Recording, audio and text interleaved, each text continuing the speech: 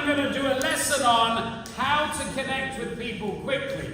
If you're visiting tonight, nudge the person next to you because you do need the notes for this. There's a little diagram that I want to go into a little bit. So you go, well, why do I do a lesson on this? Well, for a lot of us, we really want to do great things for God. And that means we've got to have great relationships with other people. It means you've got to have great relationships with other people that you don't already have a great relationship with. They're called strangers. Okay? So I was saying to my Lana earlier, when you're already friends with somebody, it's easy, isn't it? It's great studying the Bible with people, you love it, you get there, you bond with people, everything like that. But the bit of meeting somebody for the first time and then getting them into the Bible study, that's the difficult bit. And one of the misconceptions about the ability to connect with people is that people think it's something that is natural for some people and unnatural for others. And therefore they go, well, I'm just not good at it. Well, maybe you can relate this. I remember before I was a Christian, I would go to a party and I would buy a beer or get a beer and I would stand there and hope somebody talked to me. And invariably they didn't. And 5 hours later, I would go home. That will happen to most people in some situation. Even when I first got into business, I remember going to this lunch that the company had paid for, and I arrived early. It said 1 o'clock. I thought I'd get there at 12:30, and there was no one there. And you go into the room, and there was 800 seats. And I'm like, now I'm intimidated, because I expected it to sort of be going and I could just sort of sneak in. So it was in a Hilton, and I got really frightened. So I went up to the first floor to sort of, because there was a balcony you could look down and thought, I'll come down when everybody's there, all right? And so I was up there, and then I was a bit bored, and down this corridor I saw this glass door, and I went, oh, I wonder what's down there. And I went down there, and it was a pool and a gym, and somebody came out, and so I went in to have a look. Not realizing that the door closed behind me, you needed one of those tag things to get out. So the lunch was about to start, and here I am banging on this glass door in my suit, and some employee had to let me out. So I'm totally embarrassed now. Everybody sees me. Now, maybe I'm talking about me, but does that sound a little bit like your evangelism? All right, you're sort of standing there hoping somebody at the bus stop is trying to talk to you, or you get into a situation and you're just all freaked out emotionally. Well, it's good to understand that being able to connect with somebody is a teachable skill. In reality, this ability is under your control. It's actually a matter of emotional intelligence, what people call EQ. Emotional intelligence is the capacity to be aware of, control and express one's emotion, and to handle the interpersonal relationships with empathy and real connection. So here I've got the emotional wheel. Okay, so this is something you can find on the internet, but I want to take you through it. Just imagine evangelism. Okay, think about evangelism. So in this emotional wheel, you have, do you feel surprised, fearful, angry, happy? So if you don't know what emotion you are trying to have somebody feel, then you're not actually, it's a bit of a hit and miss. So if we look at this, we go, okay, I want the person that I speak to as a stranger to feel happy. Okay, because if you make them feel angry or surprised, and you go down these little checks, they'll be mad, aggressive, or confused, or startled. So if you don't understand, I'm trying to have my first interaction with that person and it be happy. So how do most of you evangelize? You walk up to somebody straight head on and go, excuse me. So what does that feel like? That's aggressive. Okay, so we look at this wheel and get aggressive. That produces an emotion of being provoked and hostile. Is that what you want? No. So in my evangelism, I try and get alongside people. So I try and walk in the same direction. Does that make sense? So as I walk down to church, I'll walk alongside somebody and you'll get to a crossing, they're waiting for the beeping, and so you've walked with them, which is a very natural thing. And then I want them to feel happy. So I will look upon their personage about something I connect with.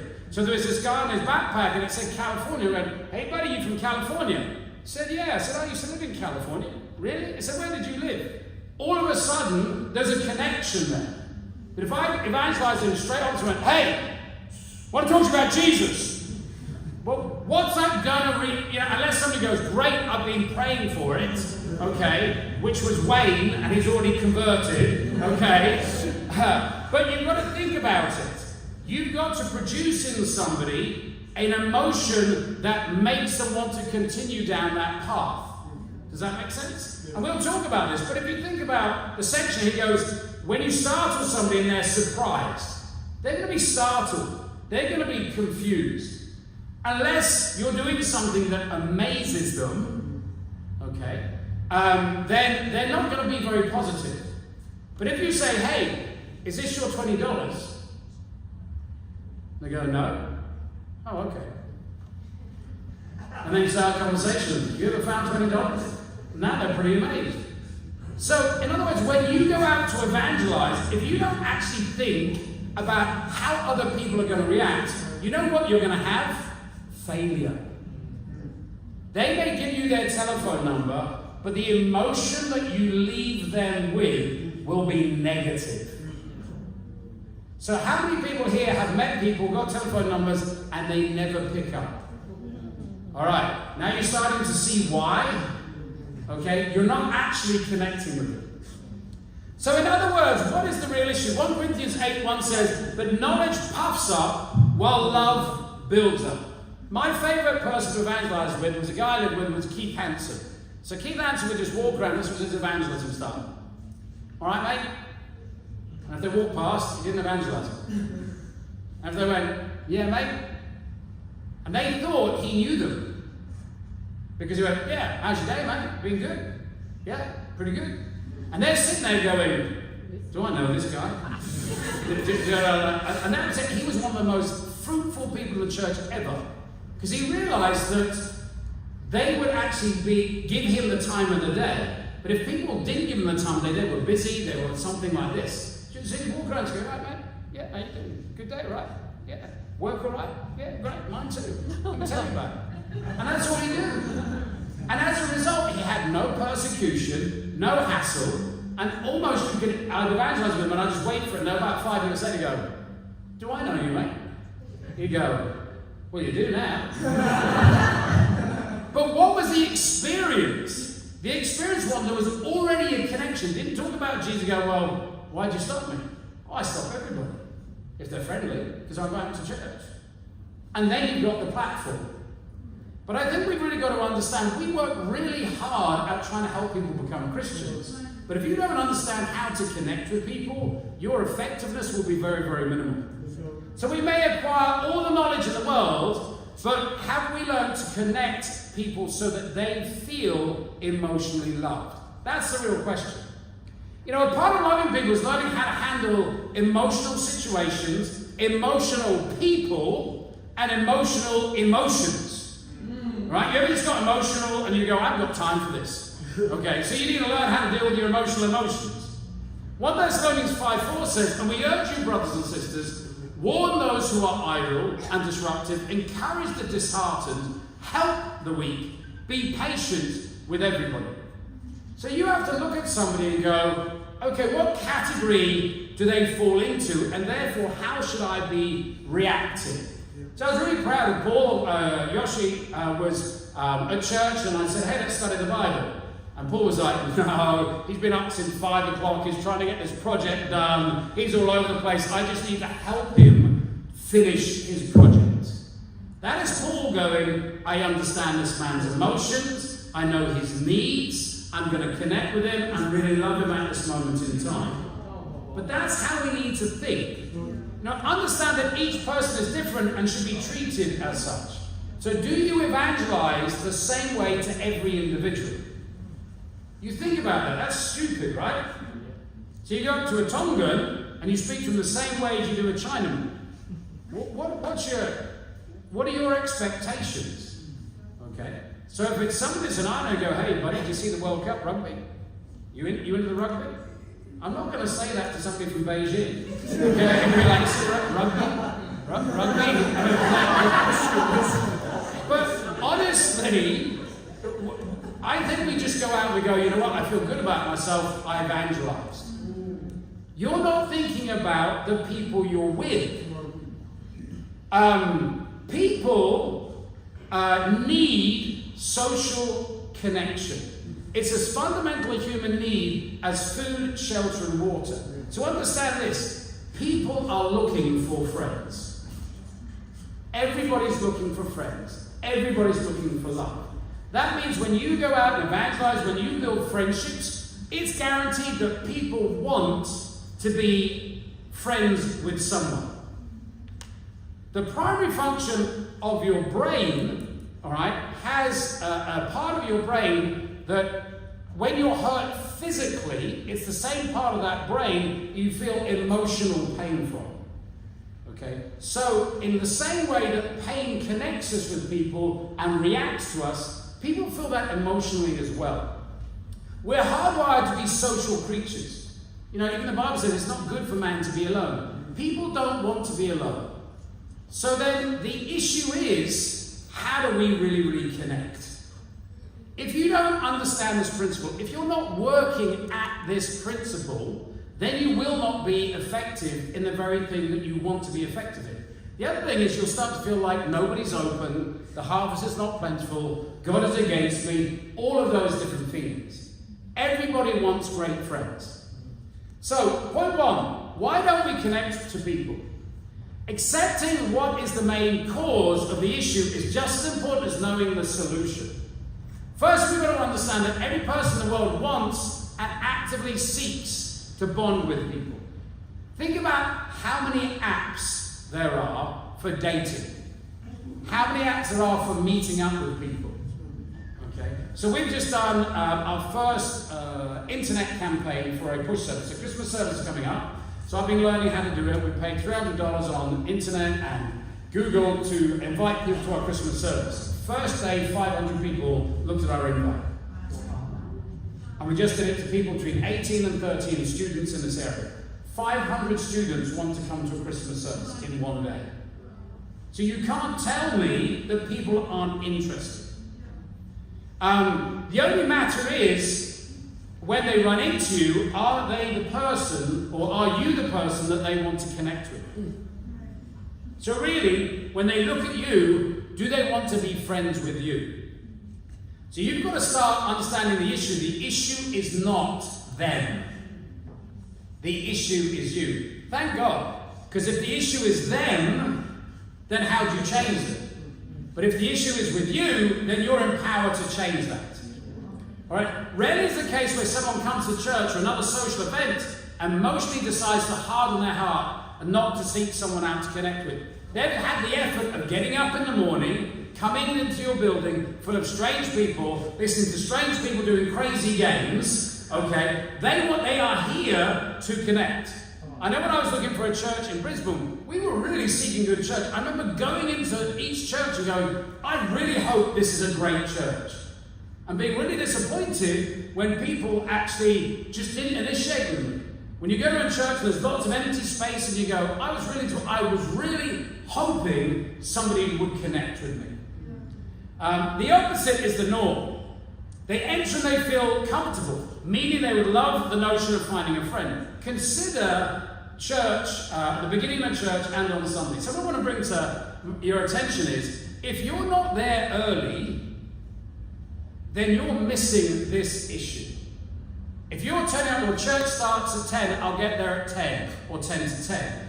What about all of the visitors that come early? And you know why they come early? Because it's their first time coming. You know when you go somewhere new, you go, I don't know where it is, I don't know where the parking is. So they arrive early. And you're all religious, you go, well, I turn up at 10, I tick the box. You should all be there at 9 o'clock. All of you. Waiting to initiate with the people that come through the door. Otherwise, you don't understand what church is about. It's your job to come to church and connect with the visitors. I know when somebody brings their family member, they just have, I hope this person is there early and they get to speak to this person, they get to speak to this person. But the reason why you turn up on time is you become religious. You don't understand, it's about relationship. It is your role to walk into church and connect with people. Even after church, you go, well, I didn't bring anybody, so I'm not studying the Bible with people. Why? You can be the very ideal person that they're looking for. Okay? Because you may have this background or that background. We need to be incredibly welcoming, even after church. Get in there with people, build a relationship. When they enter, we've got to understand, do they feel comfortable or uncomfortable? Do they feel like, well, I know that this person brought me to church, and I am looking for a church, but I really hope that there's somebody from my background. So if you see somebody there, most of us know the members of the church, and you can see that you relate to them because you're from their background, you need to pile in there and go, hey, you look like you're from China. I'm from Guangdong. Can I speak to you? But we've got to make sure that our whole life is about connecting with people. To make this as simple as possible, we're going to sum up all the theories of why we are doing it wrong in one universal sin, and that's selfishness.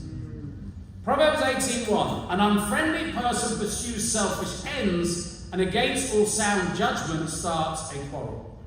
If we are self-doubting, self-absorbed, insecure, comparing ourselves with others, unconfident, apprehensive, timid, nervous, shy, or prideful, we are ultimately being selfish. Not only that, you're super unattractive. So even in your band, you go, I hope you don't mind, you wouldn't be interested in God. Well, the answer is I was, but I'm not now. A lack of confidence is something that completely puts people off. Completely. When I like to band, I go, hey, do you go to church? Yeah? Is it the greatest church in the city? No, then you need to come to mine. Mine is. We're like, really? Why'd you say that? People are great. We look at the Bible the whole time. It grows. We send out mission teams. What does yours do? No? You should flat come. I'm telling you. You've got to give them a reason to come.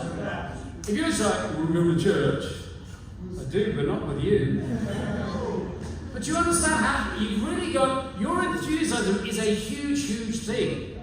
All right? If you apologize for being a Christian, why do we apologize? I honestly people go, I hope you don't mind me asking, and just, it's like you've got to be out there.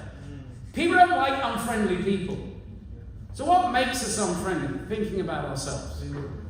Okay? So if you walk up to people like this, and I think something else you've got to figure out is you've got to dress, all right, to connect.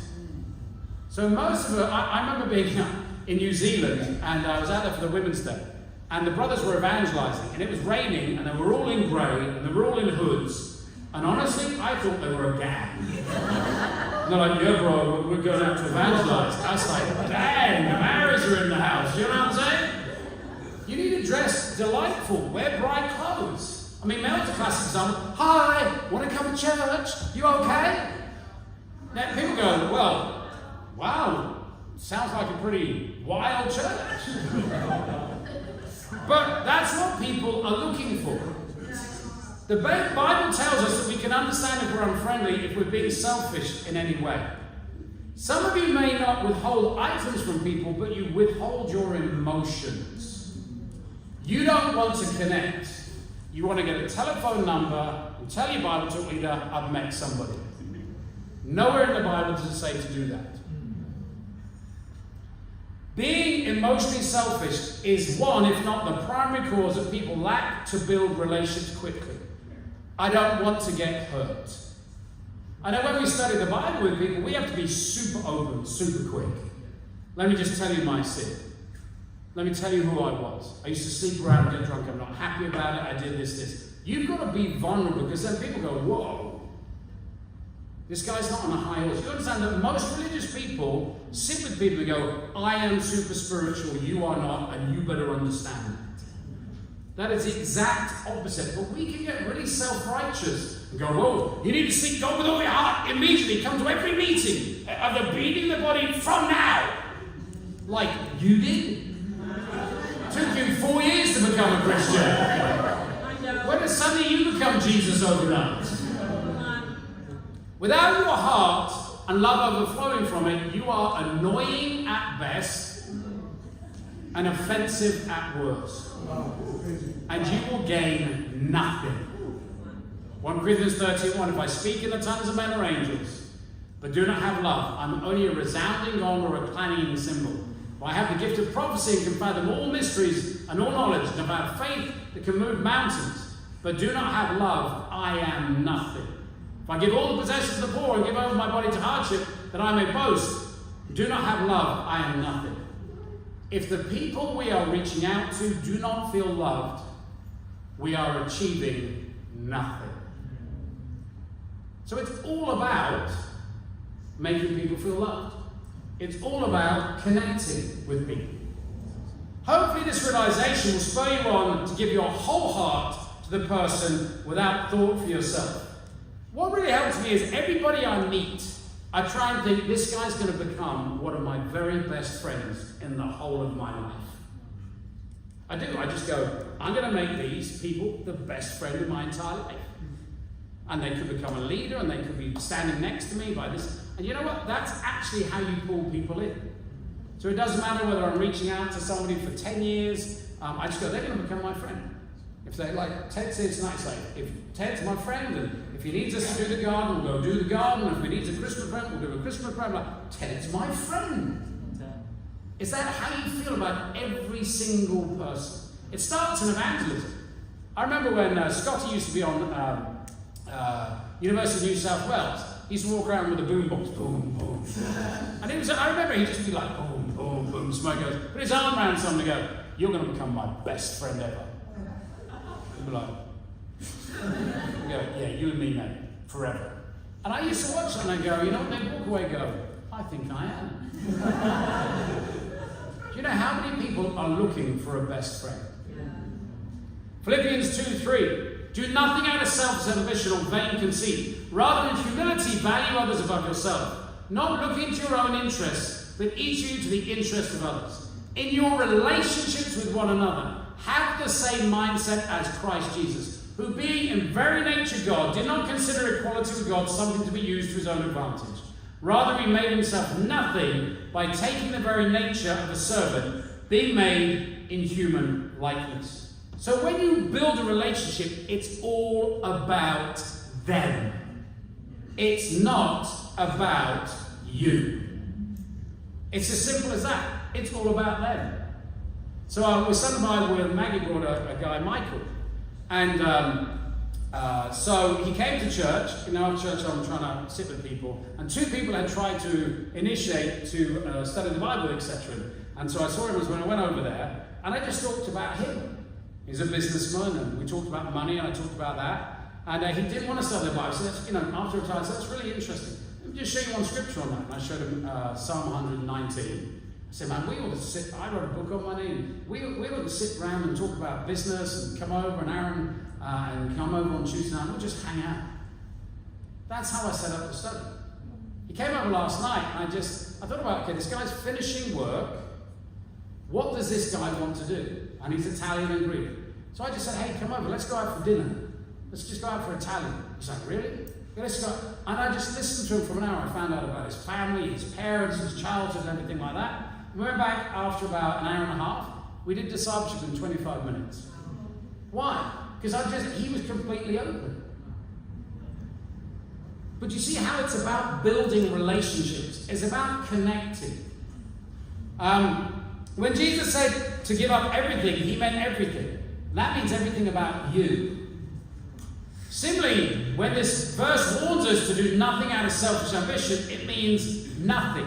It's not about you. It's not about bringing somebody to church, which is selfish ambition. You go, hey, I brought 3 people. And? None of these things are in the Bible. Do you understand? Like there's a stat sheet or something that goes, hey, I'm good because I brought 3 people to church. That's just not in the Bible. If we talk to people in church because we don't want your leader to go, well, Joe saw me looking at getting with somebody at church, where is our heart? We talk to the person we are studying the Bible with to find out an opening, when are they next doing a Bible study? That's not how I think. Of course I want to study the Bible with people. I just want to love people. I want a bunch of friends. You know what friends do? They talk about their interests. I talk about, hey, do you play Risk? No, I've never even heard of Risk. Well, what do you do in your spare time? Why do this? This is, and honestly, in the church we can forget all this stuff. When you text people, what do you text them? I just text them stupid stuff. Memes. This is what normal people do. So my daughter texts us memes about dogs. You know, dogs dancing, dogs doing this on the floor and all this stuff. Some people go, oh, that's what I do with my Bible talk because they're Christians, and then the non-Christians I just go, here's a church invite. Do you know how weird that is? That's just not normal. Okay, so I'm always trying to, what do you, and I'd ask people, what do you send memes of? I send all sorts of stupid memes. I think about building a relationship with Isaac. Isaac came in with that cowboy hat on. Okay. And when I was in America, we went to Dallas or wherever it was, in Arizona. And you know, you're on a holiday and there's a pair of cowboy boots, and you've got to buy a pair of cowboy boots. And you know, I bought them because holiday. You know, you buy things on holiday that you're never going to wear. I've been carrying them around for 15 years, okay?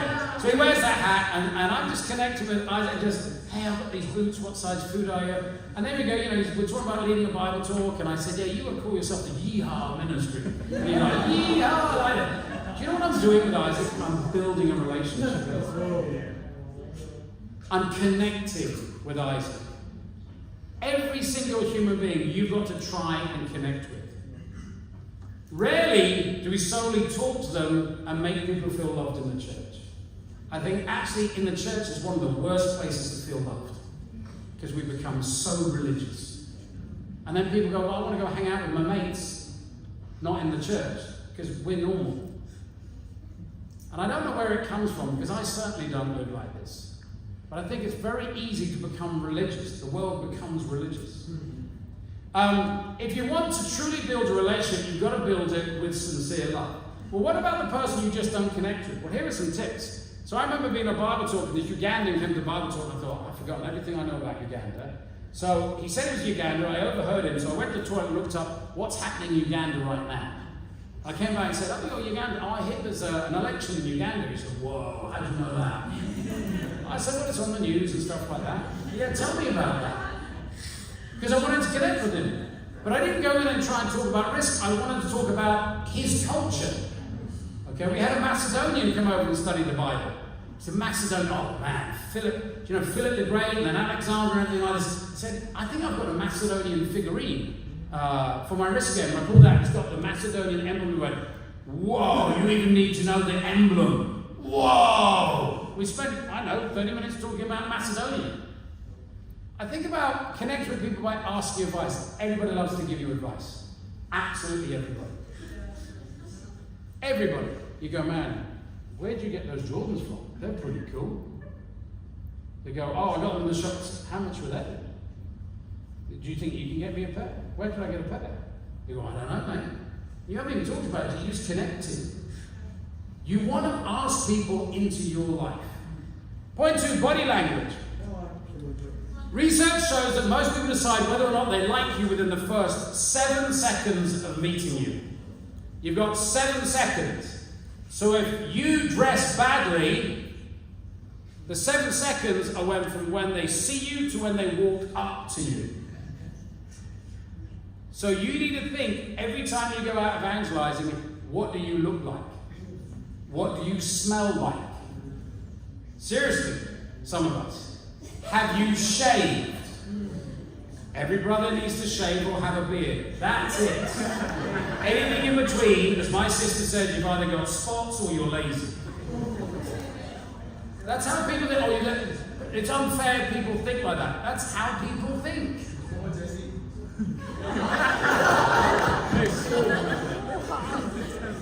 Then it says they spend the rest of the conversation internally justifying their initial reaction. So they got to go, this guy, he's an idiot. And then they're looking for you to be an idiot. This might sound terrifying, but knowing this, you can take advantage of it. First impressions are tied intimately to position body language. So if you go up to somebody and you're like, already they're scared of you. Already. If you're like, hey man, how you doing? Open armed. If you're happy, if you smile, So body language is just as much communication as anything else. When I study the Bible with people, I don't sit on the edge of my seat going. I sit back. Yeah, man, how you doing? I relax them. I chill out. Nice, comfortable couch. Kerry brings in the food. There's lots of nibbles and everything like that. This is cool. The dog jumps on them. All that sort of stuff. And they relax. Confidence shows up in your body language. Nobody wants to study the Bible with somebody that's unconfident. They go, well, you don't even believe it. They may not say that, but they see it in you. People are drawn to confidence and move away from people who show a lack of confidence. I think about, just making sure that you're always on form when you go, I am in the zone. People are watching you the whole time. Bad body language, looking down, shallow breath, avoiding eye contact, touching your nose, your ears, all right, leaning back, doing all that.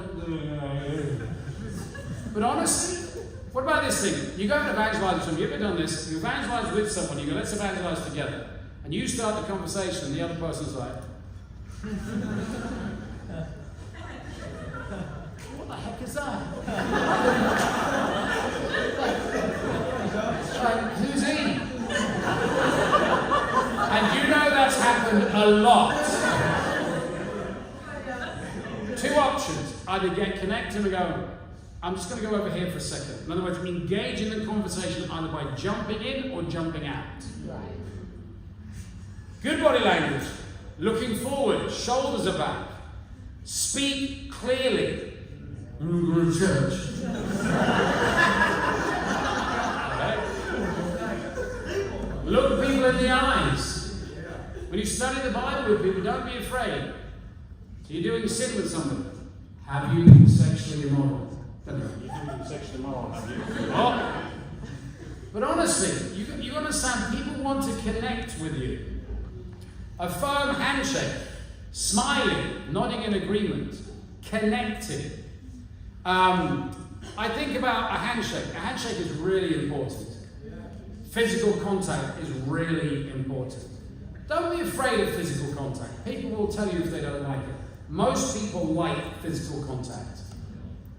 In sales, they always say, if you want to close a deal, put your hand on the client's shoulder. Whoa. So so if you're trying to sign a deal, you go, here's a pen, and you put your hand on their shoulder, and it makes them feel warm. So if the salespeople know it, why are we afraid of physical contact? At church, sometimes I feel a bit awkward because I don't know if somebody is like a Christian or a non-Christian, or you go to a conference. So I just go, hey, I'm a hugger, give us a hug. Just gets them over the way. It's not their fault. You go. But I can tell you this, people that are not friendly to you physically, it's like people that come in the house and they don't like an animal. Nearly always there's something wrong with their heart. I'm not talking about if you're African and Nigerian that have been chased by dogs down the road. There are exceptions, I know. Poor John came to my house, Missy went, whoop, he ran down the platform. I'm talking about in general. That makes sense. Okay. It goes the other way around. Our dog sees a Tongan and runs the other way.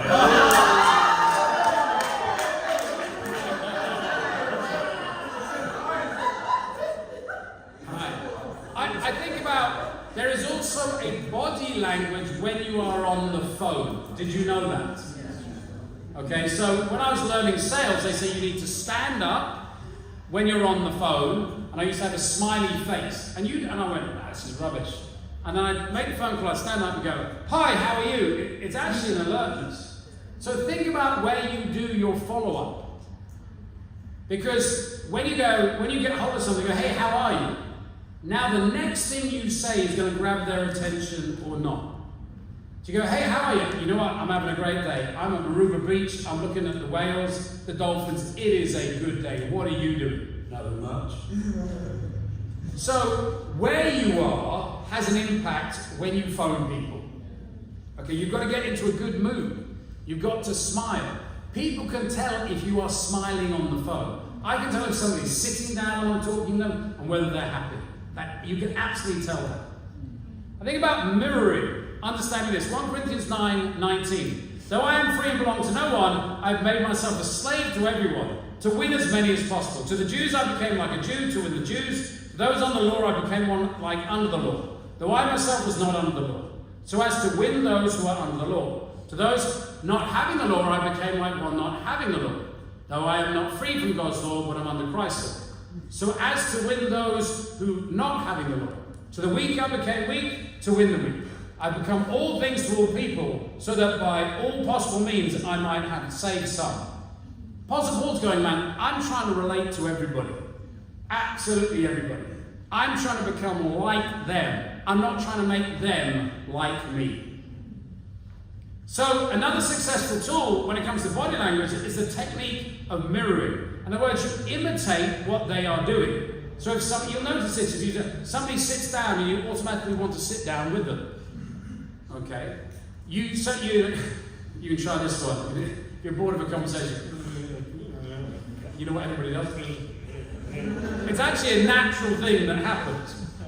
But it's a way of bonding. It's very, very powerful if you do what they do. So if somebody sits on the edge of the seat to connect with you, be aware of it and sit on the edge of your seat. Okay? I think about smiling. You've got to understand, if you smile, go, hey, how you doing? You happy? Okay. Yeah. Does that make sense? You think about Facebook. People put happy pictures on Facebook, so what do you feel like is the only thing you're allowed to put on Facebook? Happy photos. But most people are miserable. That's called mirroring. There's a social acceptance. All right? Next time you are around your interest in the kingdom, all right, try and take notice if you start to imitate their mannerisms or facial expressions. You absolutely do. Honestly, you have a brother who walk in, he's miserable. Caesar's favourite sister, she's fired up, like this. Then all of a sudden you see them catch around like, hey, how was your day? That's exactly what happens. And the opposite is true. Now, before you go out and try and freak every guest out, okay, don't mimic everything. Okay, so they did that, okay. Don't be weird, understand the principle. Alright? So a few tips on this. Hand gestures, facial experience, spinal alignment, as in do they sit up straight or do they go back? Pace. It's great if you walk alongside people. I like walking from Broadway down to the city and I'll try and evangelize the people alongside. But if somebody's marching like this, I'm not going to go, hello, who are going to church? I'm looking for the guy that's going. I will go, I don't go. Alright? But I'm trying to get alongside people. Match their energy level. Okay? So you don't want to be a guy that's eating too much sugar when somebody's just come out of the gym. If the guy comes out of the gym, have a cup of coffee, you're like, Alright, understand you're trying to be where they're at. Voice qualities, mirror their volume. Okay, so if somebody's a little bit, softly spoken like Bonnie, you don't go, what? What do you say? Okay? So, but you understand, these are the things that make people connect or not connect. You're laughing at them. You know why you're laughing at them? You know them to be true. Language. Speak the same language. I'm not talking like English and French, but use the same phrases. So I've been around the world a lot, but if I meet an Englishman, they're like, alright, son, how are you? I go, not too bad. How are you? And they're like, are you English? Yeah, I am actually. I love it. I haven't done it yet, but I love it when, Kiara gets up here and tries his 3 words of Chinese. All right? And what do the Chinese think? Man, I'm impressed. I appreciate him connecting. So you've got to get on their level. All right? Use the same phrases. Try and talk about the same things. Be happy. There are 3 states of happiness. A pleasurable life which is based on external stimuli bringing you pleasure. In other words, at this moment, I'm eating cookies and I'm happy about eating cookies. There's the good life based on intimate, personal and family relationships that bring you pleasure. I'm in a good emotional state. And then a meaningful life. So when you talk to people saying, are you happy? Yeah, I'm pretty happy. Great. You good health, etc. Great. All right. Got good relationships? I really appreciate that. I'm looking for friends that have good relationships. What's the meaning of your life? What are you trying to achieve? Find something to connect with people on. You know, it's a really interesting thing. You said at your age, I haven't got a clue what I wanted to do. Have you ever really thought about it? You know, not only people are drawn to happiness, but it's also a sign of strength. People are looking to be friends with happy people. Nehemiah 8:10 says, do not grieve, for the joy of the Lord is your strength. If you are miserable as a Christian and go around complaining, not only are you very close to leaving God, but then you'll get into this sort of the circular thing is, I'm unhappy, therefore I'm ineffective. Therefore I'm unhappy, therefore I'm ineffective. Therefore I'm unhappy, therefore I'm ineffective. That's what happens. You have to figure out what is not making you happy, and you've got to sort it out. Whatever that is. Some it's a little bit deeper, and some it's just gratitude. Being moody doesn't help you or anybody you're reaching out to. You think about a magnet. Negatives and a negative do what? Push each other away. Alright? So if you are negative, then you're just going to push people away. Disciples are happy positives that attract negatives from the world and make them positives. Romans 12:11, never be lacking in zeal, but keep your spiritual fervour serving the Lord. You know, I appreciate James, I'm training James up in the ministry, and he said, I just want a double portion of your spirit. You're just always fired up. I said, well, let's try a single portion of the spirit first, mate. But here's the thing. If you banter and you are happy, people want to be around you. Your life should be full of joking. We have shepherds on Monday night. We're just howling with laughter. Absolutely. Oh, it's a really serious. If you're in the shepherds, we're talking about all the problems in the church. We just howl with laughter. Not at you, okay? Just I don't want the shepherds to come to that meeting and go, man, it's Monday night again. Okay, we'll get into it. Remember people's view of Jesus, Luke 7:34. The Son of Man came eating and drinking, and you say, here is a glutton and a drunkard, a friend of tax collectors and sinners.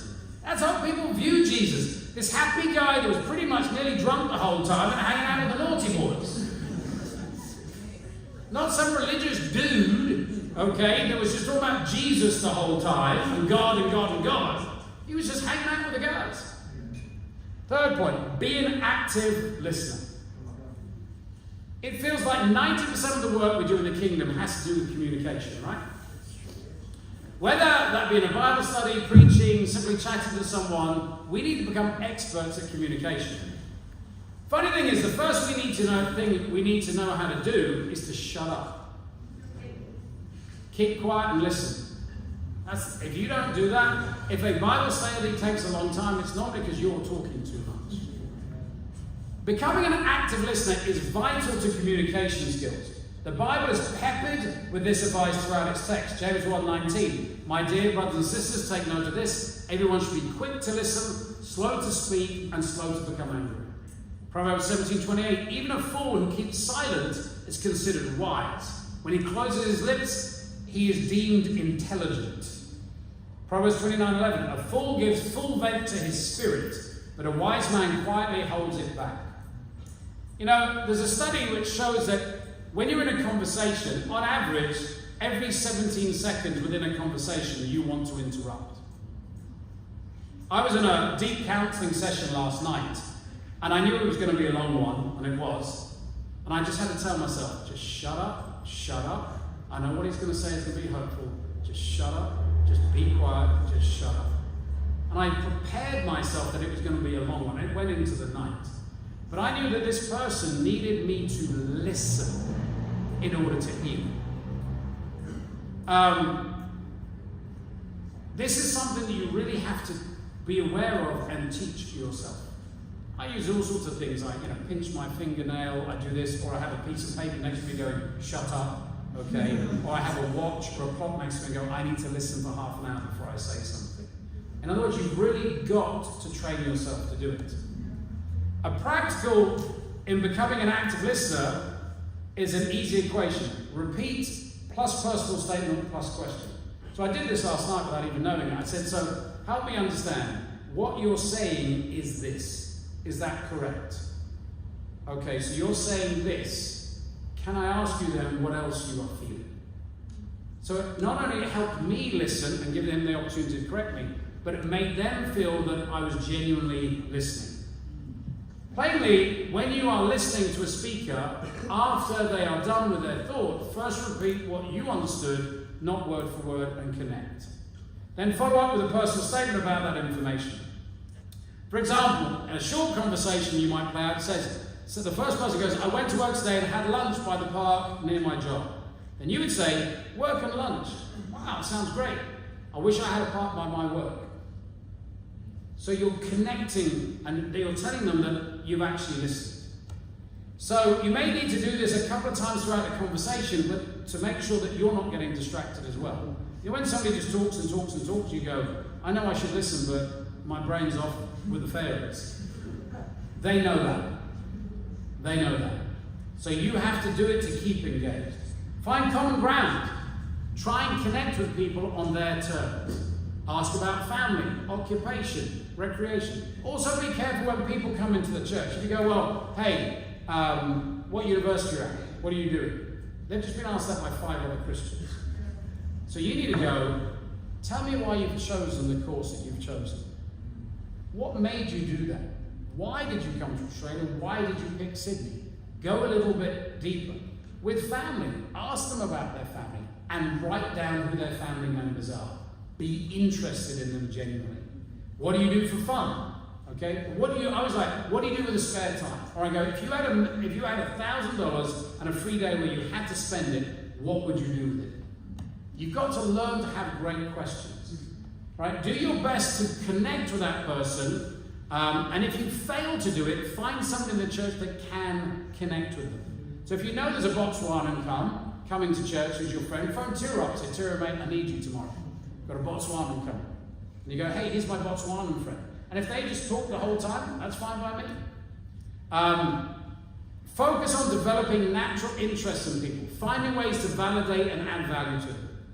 People are naturally attracted to people who make them feel good around themselves. So compliment them. Wow, that's pretty amazing. Why do you do that? Within these conversations, find something that you can learn from them. So I love doing this. I just love learning. But this guy Michael last night, he's half Greek and he's half Italian. And so I said, well, tell me about when you went to Italy. Which one did you prefer, Greek or Italy? About your food. Well, how do you cook that? Well, how do you do that? And he started teaching me. Half an hour later, I know how to cook a moussaka. Okay, you're like, wow. And he's going like, and then at the end, I text him, hey, I really appreciate the conversation. Thanks for teaching me how to make a moussaka. He goes, yeah, I forgot I did that. Okay, we need to cook one day. Real connection. Have deep conversations. Learn to get deep. Ask the questions. Here are just a few quick suggestions. I want to get to know you more. I want to know what your views are of the world today. You should be looking at the news.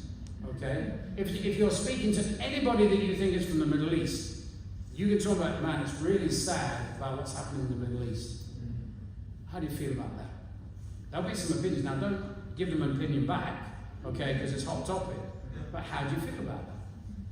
I'm interested every Taiwanese person I go, what is your view of the political situation in Taiwan and China? Everybody has an opinion on it. Everybody has an opinion on it. When I talk to Chinese, I go, hey, tell me about the hot pot in your region. Do you think it's the best? I go, yeah, mine's by far. But connect with people. Think about what are your hurts, fears, and disappointments. What is your relationship with God like? What bothers you in life? What in your life gives you the most pain, and what are you doing about it? Deep questions. There are scriptures that come to mind when you have these kinds of conversations. Proverbs 12:18. There is one whose rash words are like a sword thrust, but the tongue of the wise bring healing. So you've got to understand every conversation you have will either push somebody away from you or pull somebody in. So every time you have a phone call with somebody, you're following up with somebody, ask yourself, did you pull them in or did you push them away? Did you say, what is it that I can pray for you for? And then genuinely pray for it. When they open up, it is vital, it is essential not to take advantage of their openness. You ever done this? You've open up to somebody, you go, I know JT, I really struggle to like you, but I'm really working on my life. And then JT a week later goes, well, I know you don't like me. well, now I don't ever want to share anything with you ever again. So you never use what people share with you against them. You don't have the right to do that. Okay? You can pray for it. You can help them. But never throw it back in their face. Conclusion. Why don't we connect with people? The truth is because we don't want to. We are emotionally lazy. You can, but you've got to learn the skill. You've got to understand your body language. You've got to include people with you physically. And you've got to be an active listener. Connecting with people is not only part of our human survival, it's the most important thing when it comes to salvation. I can tell you, if I don't have a relationship with somebody in the church and they get weak, I can't rescue them. I may know them, but if I've not had them over, I've not had an emotional connection, and that's the first time I get them, they are not going to listen to me.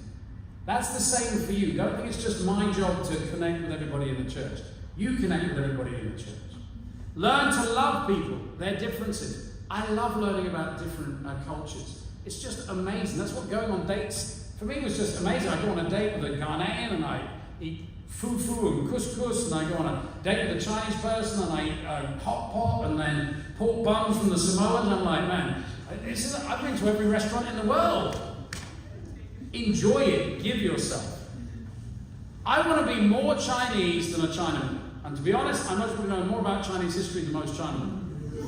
I want to know be more African than an African. I want to be more American than American. And truly, before I moved to America, I absolutely knew more American history than nearly everybody in America I ever met. And I want to be more Australian than an Australian. Well, I don't know about that, actually. Okay. That's where I draw the line. Okay, all right, okay. I married one, she'll help me out. Okay, all right. But the only person I don't want to be like is me. Because there's only one of me, and there's nobody else, so why do I bother trying to relate to myself? It's of no use to me. All I want to do is relate to other people. You know, one of the best ways to finish off and do this is to have quiet times with lots of different people in your ministry. Because it forces you to listen to them.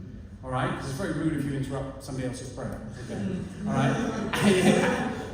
Just if you didn't know that. Okay.